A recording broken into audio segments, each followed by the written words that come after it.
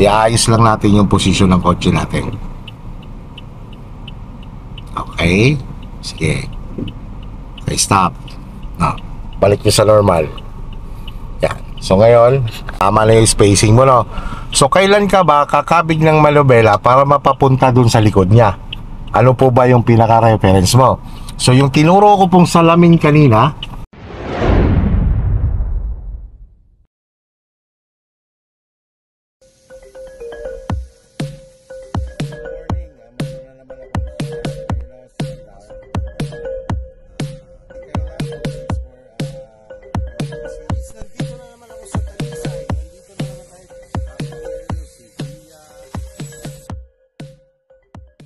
tinuro ko salamin, kita mo yung maliit. Pag nakita mo po yung taillight niya, yung ilaw kanina, puwet? puwet, yung ganyan niya, nakita mo siya doon, yun na yung reference mo para kumabig ka ng sagad pa kanan. Atras ikaw. Tingnan mo. Titingin. Doon ka tumingin, yan. Yan. Eko. Yan, nakita mo na siya. Yan, nakita mo na. Yan yung reference mo para ikaw ay kumabig pa kanan. Sagad sa kanan, ha? Ngayon, gagawa tayo ng 45 degrees. Tingnan mo. Atras lang ikaw. Sige, atras lang. Bitaw lang yan, sige. Hayaan ko lang sa... Tingin ka sa kaliwa. Doon ka po mag-focus sa kaliwa. Sige lang. Sige lang. Sige lang. Makikita mo yung headlight niya sa kaliwang side. Nakikita mo na. Normal mo ngayon ang manobela mo.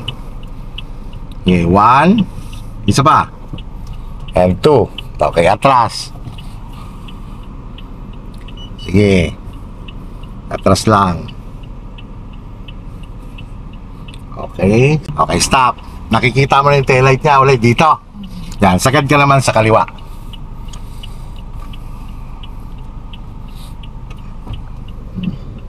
Sige, hindi mo na yung madadali yung likod niya. Sige, atras lang. Sige, atras lang. Sige, atras. Tingnan mo? Tingnan mo yung likod mo rin. Doon ka sa likod tumingin kasi may sasakyan. Sige, atras pa. Sige, atras pa. Malayo pa yung likod niya. Sige, atras. Hop, stop. Yan. Ngayon, po-forward ka. Lagay nyo sa drive. Tapos, normal yung manobela. Ikot nyo lang isa kasi hindi siya two-way. Ikot nyo manobela mo na, isang ikot. Sige, isang ikot. Forward. Sige. Stop. Di ba tuwid na? Tingnan mo. Tuwid na rin. Normal mo manobela. Balik sa isang ikot. Okay, park mo. I-park. Tapos handbrake. Tara, baba tayo. Tingnan natin kung ano nagawa natin. Di ba? Tingnan mo yung ginawa mo. So yun lang yung reference sa parallel parking pang actual.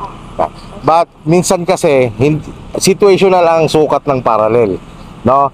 Yung ginawa natin 3-point technique yon. So mayroon pang isang technique yan, yung 2-point technique. Yung tipong isang sagad sa kanan, isang sagad sa kaliwa. Napansin mo ba, isang sagad sa kanan tayo tapos nag-normal ang manobela bago tayo nagsagad sa kaliwa, no?